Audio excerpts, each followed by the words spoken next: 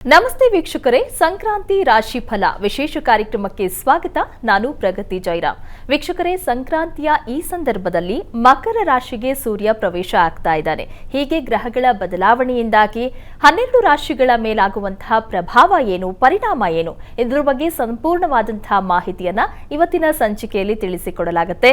ಮೊದಲಿಗೆ ಪ್ರಾಜ್ಞರಾದ ಶ್ರೀಕಂಠ ಶಾಸ್ತ್ರಿ ಅವರನ್ನ ಕಾರ್ಯಕ್ರಮಕ್ಕೆ ಸ್ವಾಗತಿಸೋಣ. ಶಾಸ್ತ್ರಿಗಳೇ ನಮಸ್ಕಾರ, ಕಾರ್ಯಕ್ರಮಕ್ಕೆ ಸ್ವಾಗತ. ನಮಸ್ಕಾರಗಳು.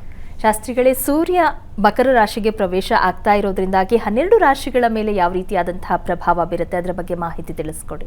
ಶ್ರೀ ಗುರುಭ್ಯೋ ನಮಃ. ಹರಿ ಓಂ. ನಾವು ಮಕರ ಸಂಕ್ರಮಣ ಆ ಒಂದು ಕಾಲಘಟ್ಟಕ್ಕೆ ಬಂದು ತಲುಪಿದ್ದೇವೆ. ಸಂಕ್ರಮಣ ಅಂದರೆ ಸಮ್ಯಕ್ ಕ್ರಮಣ, ಚೆನ್ನಾದ ಪರಿವರ್ತನೆ. ಕ್ರಮಣ ಅಂದರೆ ದಾಟುವಿಕೆ ಅಂತ ಅರ್ಥ. ಸೂರ್ಯ ಸಂಕ್ರಮಣ ಇದು. ಹೀಗಾಗಿ ಸೂರ್ಯ ಇಷ್ಟು ದಿವಸ ಧನಸ್ಸು ರಾಶಿಯಲ್ಲಿದ್ದಂಥವನು ಮಕರ ರಾಶಿಯನ್ನು ಪ್ರವೇಶ ಮಾಡಿದ್ದಾನೆ. ಮಕರ ರಾಶಿ ತುಂಬ ಅದು ಒಂದು ವಿಶಿಷ್ಟ ಸ್ಥಾನ, ಕೇಂದ್ರ ಸ್ಥಾನ. ಈ ಮಕರ ಹಾಗೂ ಕರ್ಕಟಕ, ಈ ಮಕರ ರಾಶಿಯಲ್ಲಿ ಸೂರ್ಯನಿದ್ದಾಗ ಅದು ಉತ್ತರಾಯಣವಾಗುತ್ತೆ, ಕರ್ಕಟಕ ರಾಶಿಗೆ ಸೂರ್ಯ ಬಂದಾಗ ದಕ್ಷಿಣಾಯಣವಾಗುತ್ತೆ.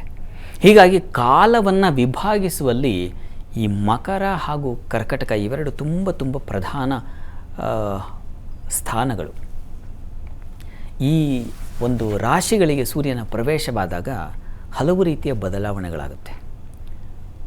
ಮನುಷ್ಯನ ಸ್ವಭಾವ ಬದಲಾವಣೆ, ಬುದ್ಧಿ ಬದಲಾವಣೆ, ಈ ನಮ್ಮ ದೇಶ ಕಾಲಗಳ ಮೇಲೆ ಬದಲಾವಣೆ, ಪರಿವರ್ತನೆಗಳು, ಪ್ರಭಾವಗಳು ಉಂಟಾಗುತ್ತೆ.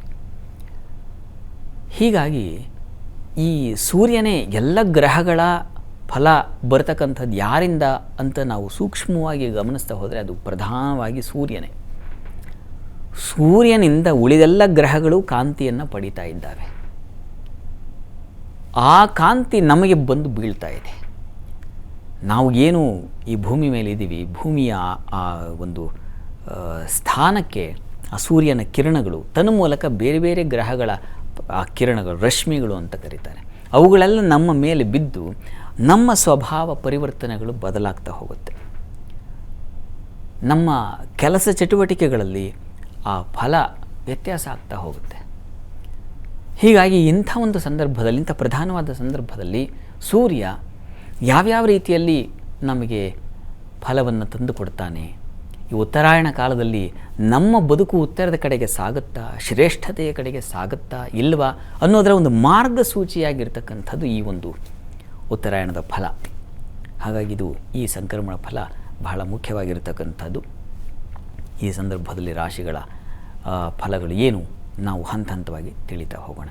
ಮೇಷರಾಶಿಯವರಿಗೆ ನೋಡಿ, ನಿಮ್ಮ ರಾಶಿನ ಕರ್ಮಸ್ಥಾನಕ್ಕೆ ಬಂದಿದ್ದಾನೆ ಸೂರ್ಯ. 10ನೇ ಮನೆ ಅಂತಕ್ಕಂಥದ್ದು ವೃತ್ತಿಯ ಸ್ಥಾನ, ಜೀವನ ಸ್ಥಾನ.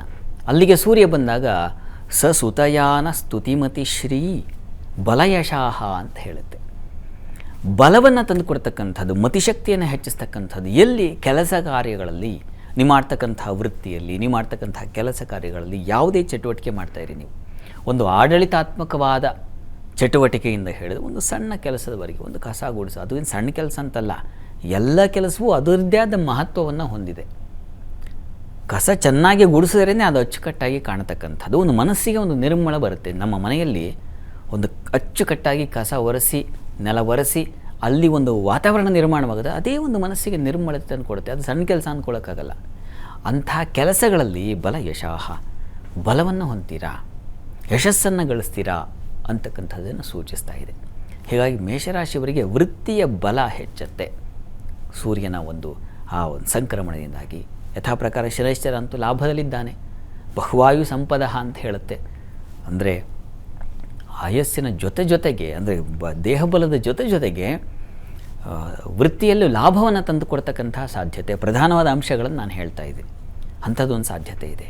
ಮುಂದೆ ಕುಜನ ಪರಿವರ್ತನೆ ಕೂಡ ಆಗುತ್ತೆ. ಆತನೂ ಕರ್ಮಸ್ಥಾನಕ್ಕೆ ಬರ್ತಾನೆ. ಹಾಗಾಗಿ ರವಿ ಮತ್ತು ಅಲ್ಲಿ ಕುಜರು ಸೇರಿಕೊಂಡು ನೋಡಿ ಅಧಿಕಾರ ವರ್ಗದಲ್ಲಿರ್ತಕ್ಕಂಥವ್ರಿಗೆ, ರಾಜಕಾರಣದಲ್ಲಿರ್ತಕ್ಕಂಥವ್ರಿಗೆ, ಯಾವುದಾದ್ರೂ ಉನ್ನತ ಹುದ್ದೆಯಲ್ಲಿರ್ತಕ್ಕಂಥವ್ರಿಗೆ, ಇವರಿಗೆಲ್ಲ ತುಂಬ ಚೆನ್ನಾಗಿದೆ. ಮತ್ತು ಎಲೆಕ್ಟ್ರಾನಿಕ್ಸ್, ಎಲೆಕ್ಟ್ರಿಕಲ್ ಇಂಥ ವಿಭಾಗಗಳಲ್ಲಿರ್ತಕ್ಕಂಥವ್ರು, ಆಹಾರ ಉತ್ಪನ್ನ ಮಾಡ್ತಕ್ಕಂಥ ಯಾವುದನ್ನು ಹೋಟೆಲ್ ಇಂಡಸ್ಟ್ರಿ ಅಂತೀವೋ ಅಂಥ ಕೆಲಸಗಳಲ್ಲಿರ್ತಕ್ಕಂಥವ್ರು, ಔಷಧ, ಪ್ಯಾರಾಮೆಡಿಕಲ್ ಇಷ್ಟೆಲ್ಲ ಕ್ಷೇತ್ರಗಳಲ್ಲಿರ್ತಕ್ಕಂಥವರಿಗೆ ವಿಶಿಷ್ಟವಾದ ಲಾಭ ಕಾಣಲಿಕ್ಕೆ ಖಂಡಿತ ಅವಕಾಶ ಇದೆ. ಹೀಗಾಗಿ ಮೇಷರಾಶಿಯವರಿಗೆ ಈ ಸಂಕ್ರಮಣ ಅಂತಕ್ಕಂಥದ್ದು ತುಂಬ ತುಂಬ ಉತ್ಕೃಷ್ಟವಾದ ಫಲವನ್ನು ತಂದುಕೊಡುತ್ತೆ ಅನ್ನೋದರಲ್ಲಿ ಯಾವುದೇ ಸಂಶಯ ಇಲ್ಲ. ಗುರುವು ಜನ್ಮಸ್ಥಾನದಲ್ಲಿದ್ದಾನೆ, ಭಾಗ್ಯಾಧಿಪತಿ. ಹೀಗಾಗಿ ಧರ್ಮ ಕಾರ್ಯಗಳಲ್ಲಿ ನೀವು ನಿರತರಾಗ್ತೀರಾ.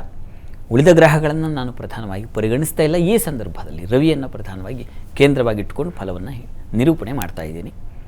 ಹೀಗಾಗಿ ಅಂತೂ ವೃತ್ತಿಯಲ್ಲಿ ಒಂದು ವಿಶೇಷ ಸ್ಥಾನಮಾನ ಗಳಿಸಲಿಕ್ಕೆ ಅವಕಾಶ ಆಗುತ್ತೆ. ಆದರೆ ಸ್ವಲ್ಪ ಶತ್ರುಗಳ ಬಾಧೆ ಕೂಡ ಇರ್ತದೆ. ಇರತಕ್ಕಂತಹ ಸ್ಥಳದಲ್ಲೇ ಸಣ್ಣ ಪುಟ್ಟ ಕಿರಿಕಿರಿ ಅದು ನಿಮ್ಮನ್ನು ಬಿಡೋದಿಲ್ಲ. ಅದರ ನಿವಾರಣೆ ಮಾಡಿಕೊಳ್ಬೇಕು. ಇದಕ್ಕಾಗಿ ಪರಿಹಾರಕ್ಕೆ ಈಶ್ವರ ಸನ್ನಿಧಾನದಲ್ಲಿ ಪ್ರತಿ ದಿವಸ ನೀವು ಬಿಲ್ವಾರ್ಚನೆ ಮಾಡಿಸಿದ್ರೆ ತುಂಬ ಅನುಕೂಲ ಆಗುತ್ತೆ. ಪ್ರಯತ್ನ ಮಾಡಿ.